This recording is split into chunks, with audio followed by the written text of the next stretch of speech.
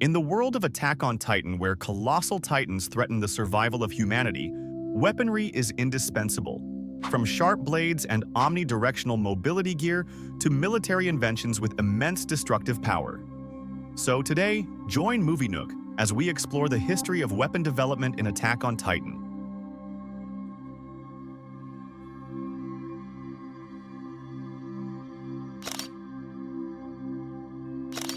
This is the iconic weapon of the series, with a design similar to a utility knife.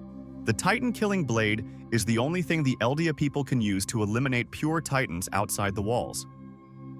The design of the Titan-killing blade features single-edged blades integrated into the user's Omni-Directional Mobility Gear. The reason I say this is the only weapon Eldians use to eliminate Titans is that other weapons are not as effective as the Titan-killing blade. For example, cannons can injure Titans but lack flexibility and accuracy. Guns can destroy a Titan's eyes, but it's very difficult to penetrate the nape of a Titan's neck. Therefore, Titan-killing blades are typically used in pairs to precisely cut into the nape, which is their only weak point. Additionally, these blades can also be used to cut or stab other parts of a Titan's body, such as legs, fingers, or eyes. The strength of the Titan-killing blade is that it is quite light, making it easy to carry multiple blades at once without adding significant weight or affecting mobility. However, they also have some limitations. After a period of continuous use, the blades will become worn and lose their sharpness. Furthermore, because soldiers need to completely sever the Titan's nape, which a single blade struggles to do before the Titan counterattacks, it's necessary to use two blades simultaneously to ensure the fastest possible takedown. Additionally, the blades can also break when striking harder materials, such as the armor of the female Titan and the armored Titan. Therefore, soldiers always carry multiple spare blades in their equipment to replace them when necessary. Omnidirectional Mobility, abbreviated as ODM. Although not a damage-dealing piece of equipment, it plays an extremely important role in battles. Structurally, the ODM has a harness that wraps around the body. While the ODM can help users move flexibly in battles, mastering it requires two key elements: sufficient strength and skill. The equipment included with the ODM consists of control handles, grappling hooks with pistons, a compressed air operating mechanism, and steel wire propellers with replaceable blades. In terms of usage, soldiers aim and fire the hooks into an object, then activate the compressed air system to pull themselves towards the target. Upon reaching the destination, soldiers can detach the hooks and continue moving. However, in actual combat, soldiers don't just move in straight lines. They must also adjust their direction flexibly to dodge or attack. They often use it to move back and forth between objects and Titans. The ODM's operating mechanism allows soldiers to fly through the air and move more agilely without relying solely on the grappling hooks.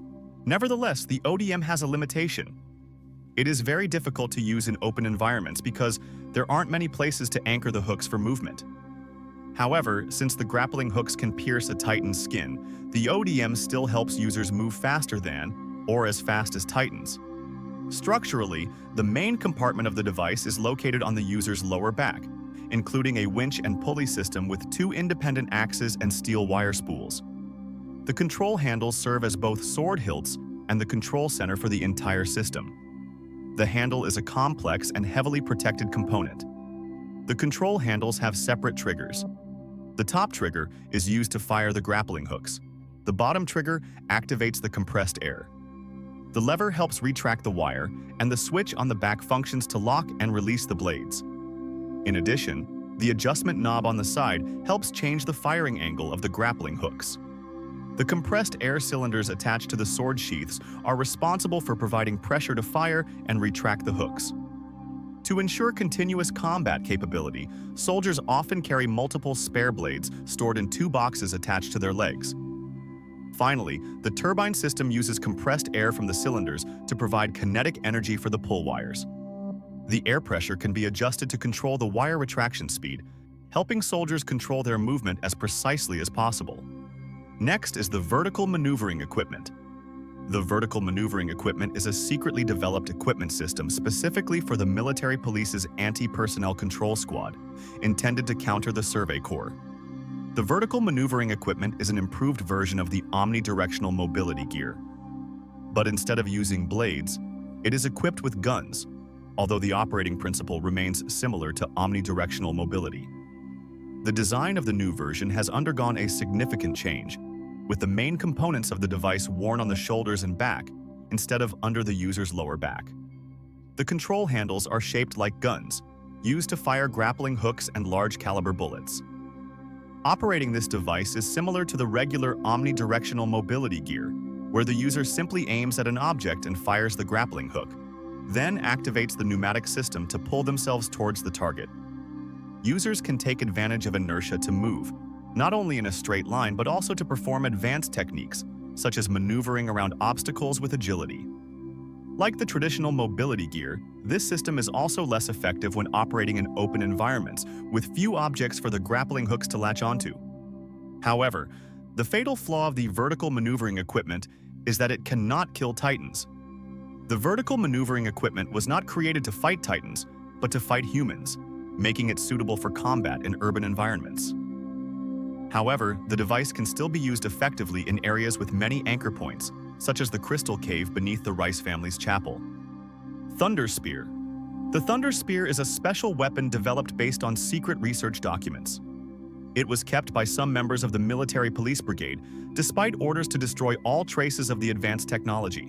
The Thunder Spear was modified to counter the armored Titan. It operates similarly to the guns and hooks of the vertical maneuvering equipment, but uses a spear with a powerful explosive warhead, designed to pierce through the hard armor.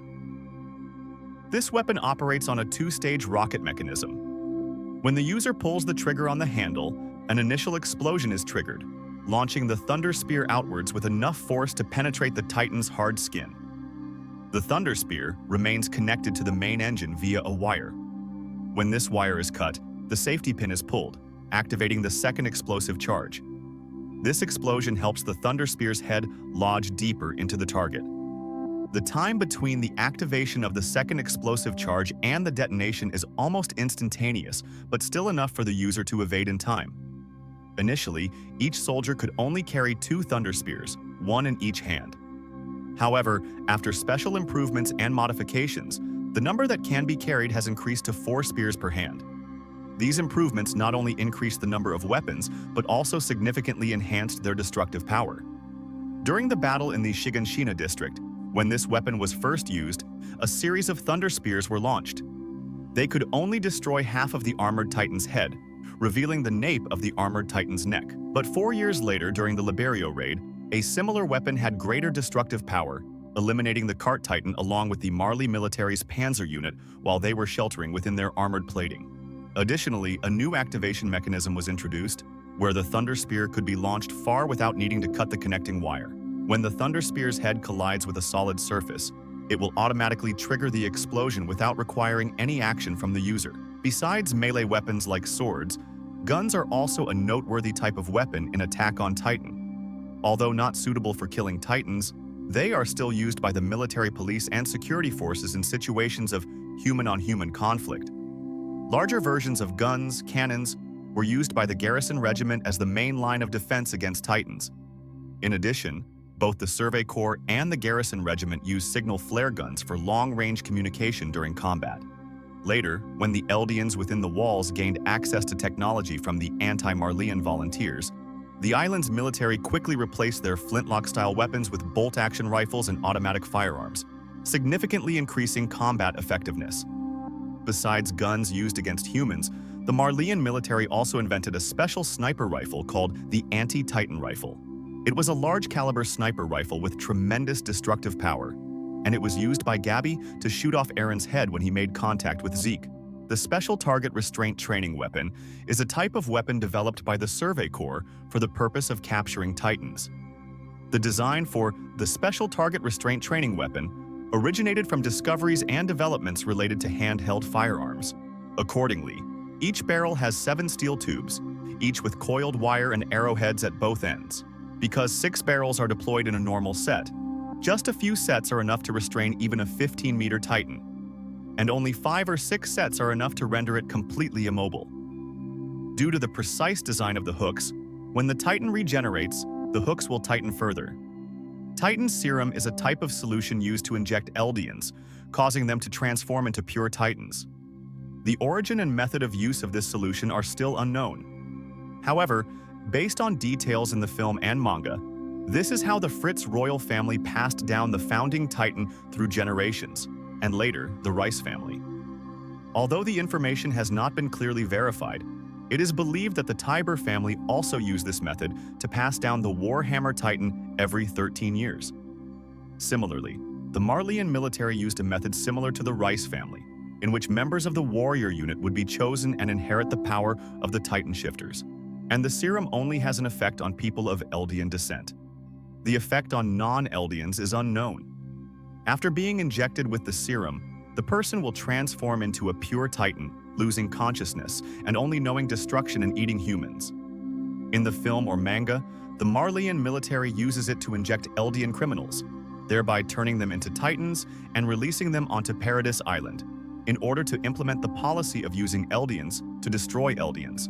Some typical examples include those who worshipped Ymir or Ymir Fritz being exiled to Paradis Island. Or like Eren's father, Mr. Erenyeager, and his wife, along with those who adhered to the Eldian restoration ideology, were also exiled to Paradis Island.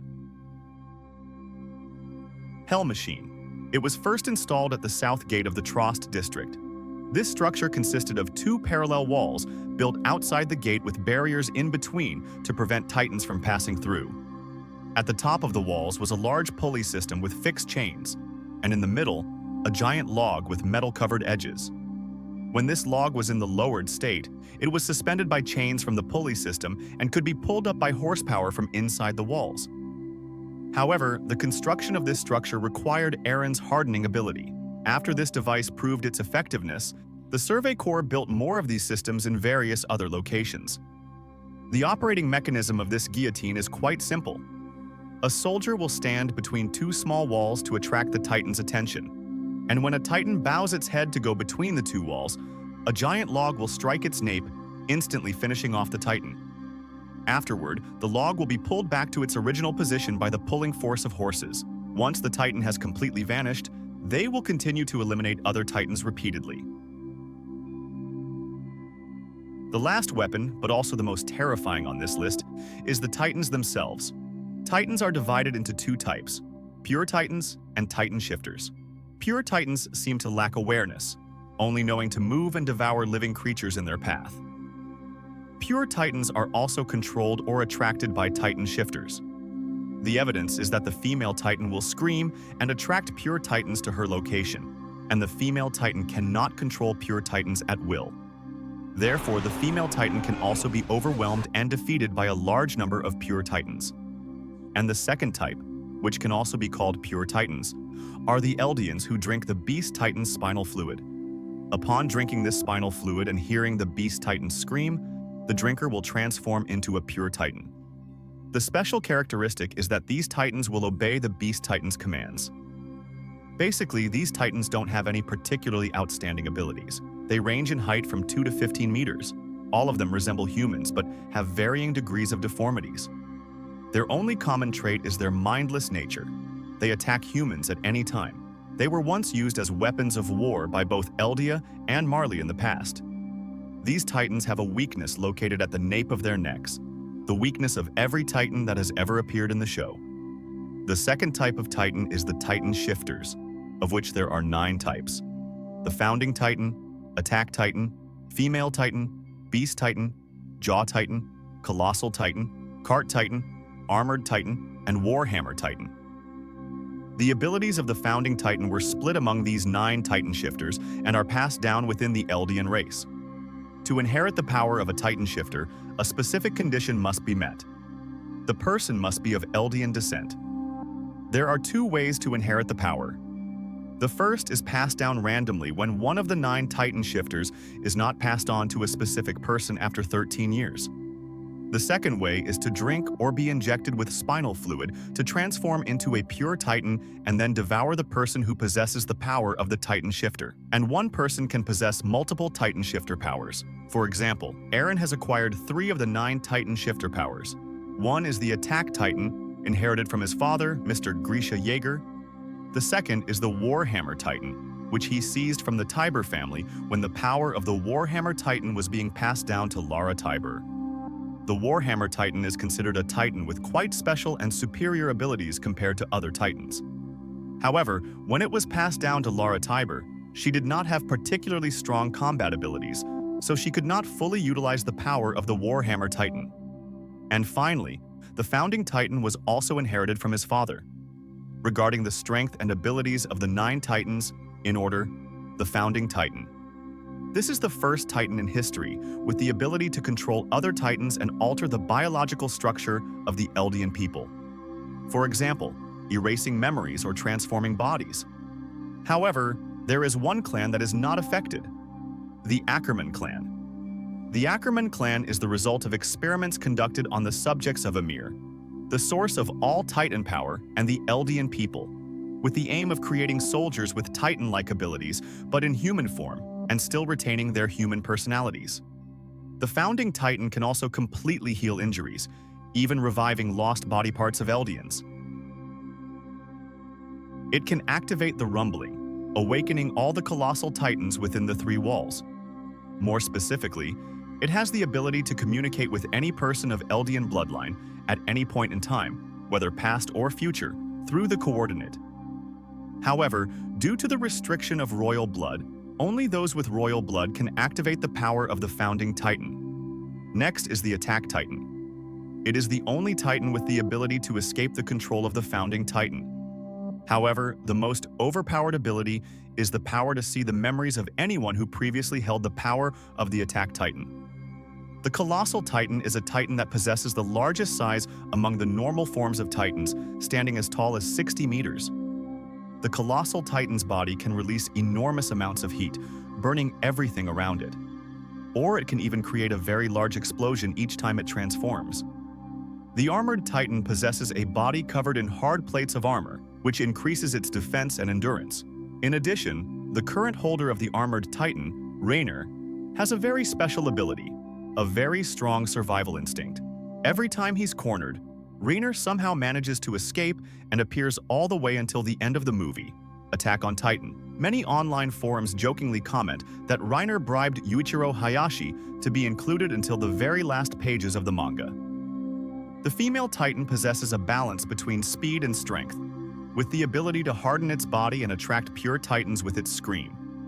The Beast Titan takes the form of animals such as apes, crocodiles, and birds, like Zeke, who has an ape-like form.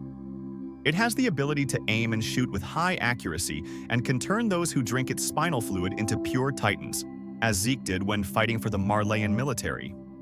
The Jaw Titan has the ability to bite and break hard objects or the crystal coating of the Warhammer Titan and the female Titan due to its extremely powerful jaws.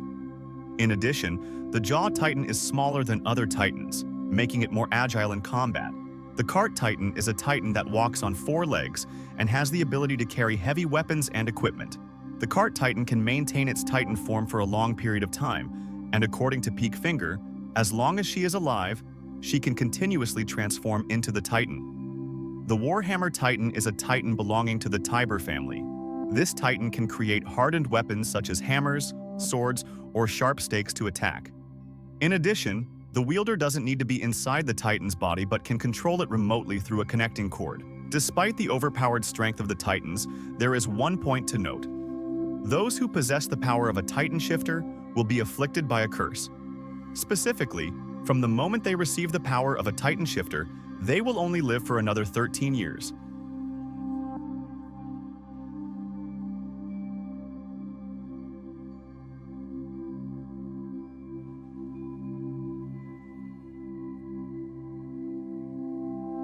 And that was a summary of all the types of weapons that have appeared in Attack on Titan. If I missed any type of weapon, please leave your thoughts in the comment section below. Besides that, if you want me to make more content about any other movie, please leave your suggestions in the comment section so I know.